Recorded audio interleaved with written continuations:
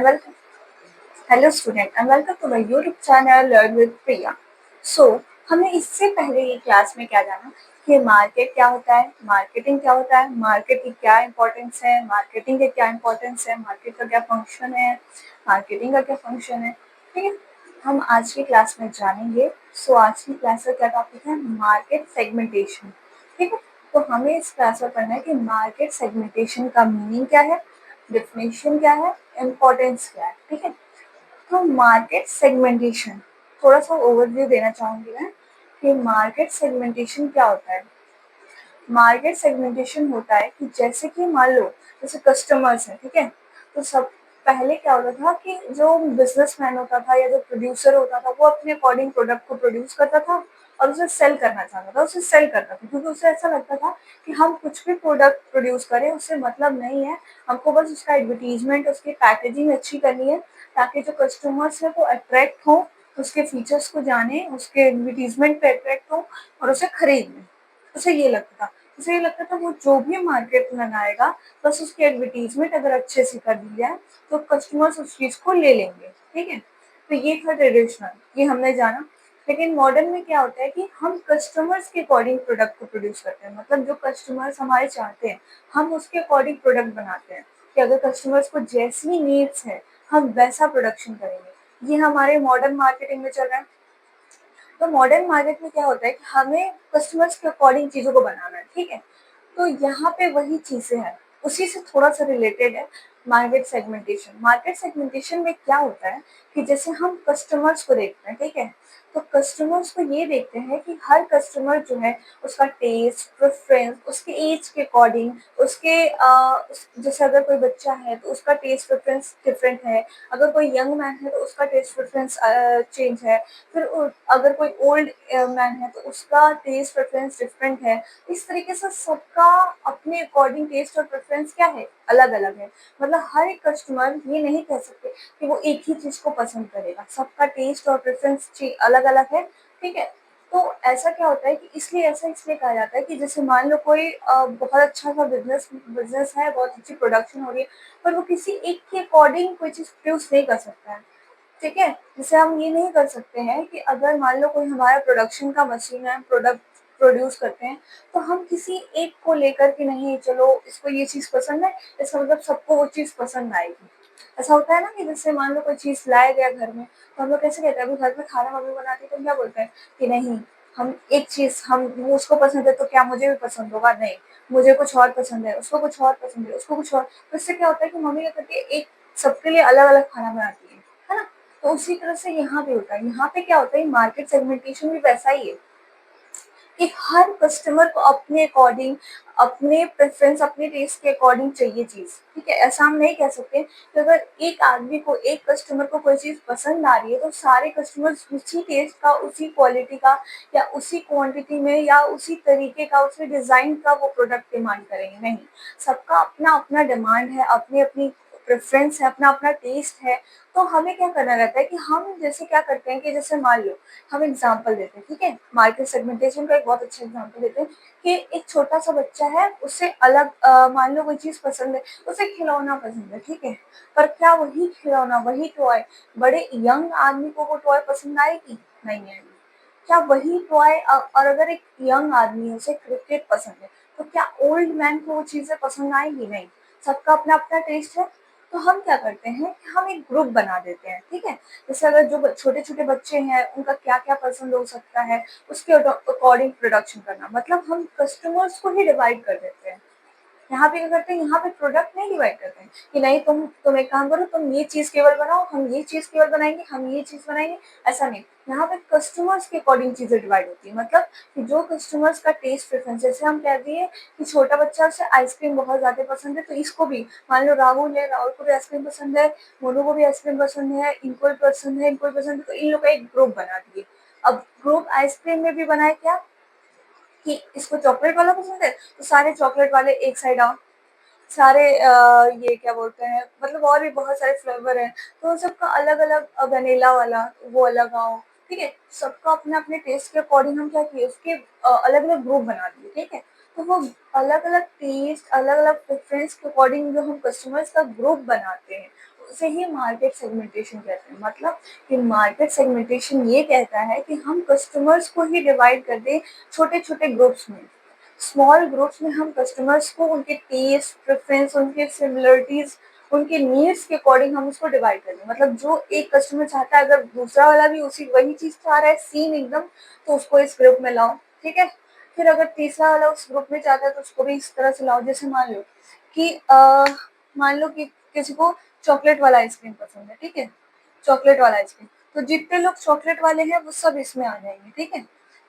सब लोग इसमें आ गए। जिसे वैनिला पसंद है वो सारे इसमें आ जाएंगे, ठीक है? तो इस तरह से ग्रुप बना दिया गया। तो यहाँ पे कस्टमर्स को ग्रुप में डिवाइड कर दिया गया कि इतने सारे लोग को ये चॉकलेट वाला डिमांड है, तो इन लोगों को ये चीजें, इसका एक अलग से इन लोग के इनके डिमांड के अकॉर्डिंग प्रोडक्ट प्रोड्यूस किया जाएगा, इनका इनके अकॉर्डिंग प्रोडक्ट प्रोड्यूस किया जाएगा। इस तरह से छोटे छोटे पार्ट्स में क्या करना है कि कस्टमर्स का एक ग्रुप बना देना है। उसी को मार्केट सेगमेंटेशन कहते हैं, ठीक है?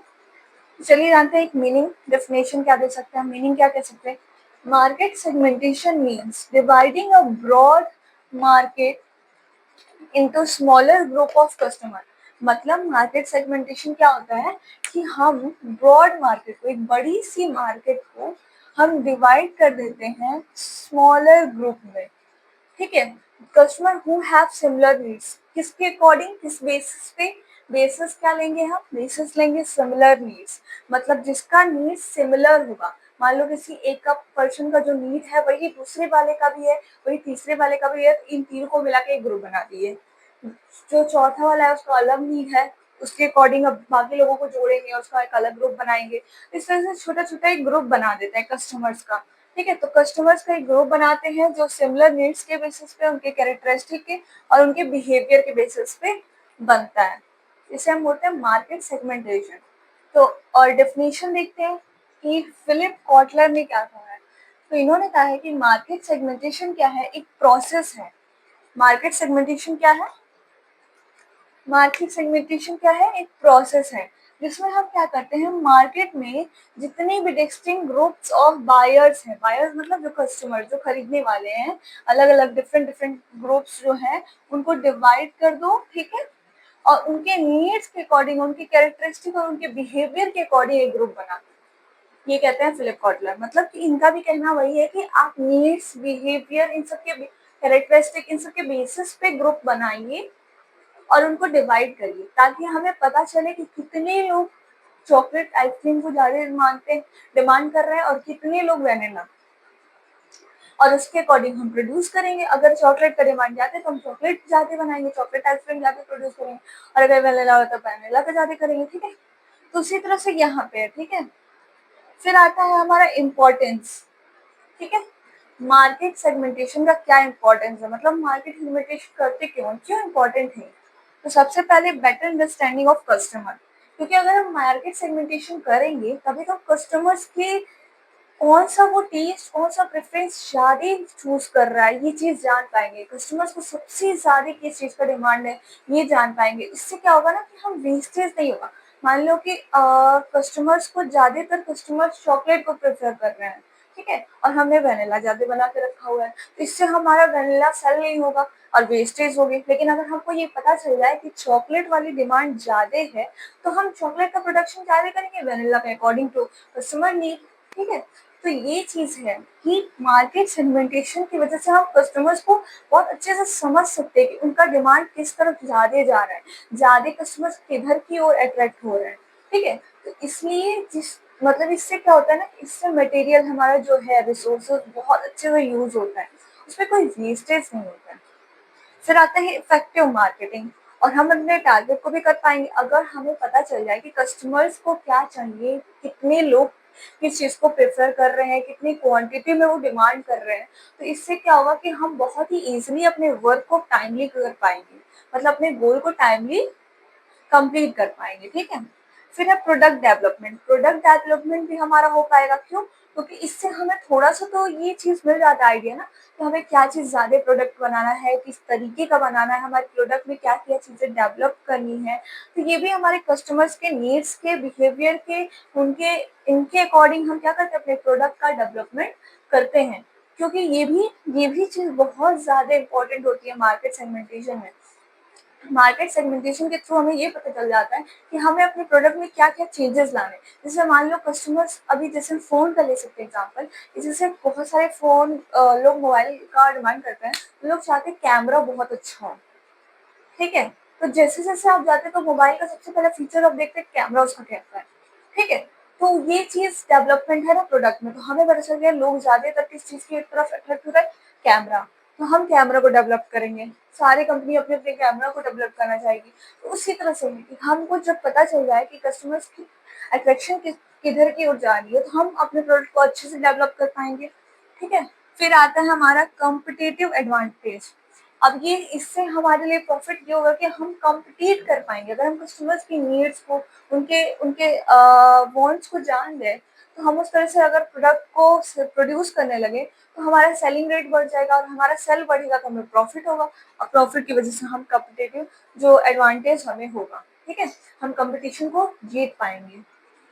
फिर आ रहा है एफिशिएंट रिसोर्स यूज़। जैसे कि मैंने कहा कि अगर हमें पता चल जाए कि हमें कितना क्या चीज़ प्रोड्यूस करना है, तो इससे हम वेस्टेज से बच सकते हैं, हमारा रिसोर्सेज़ वेस्ट होने से बच सकता है, ठीक है? फिर है कस्टमर सैटिस्फैक्शन।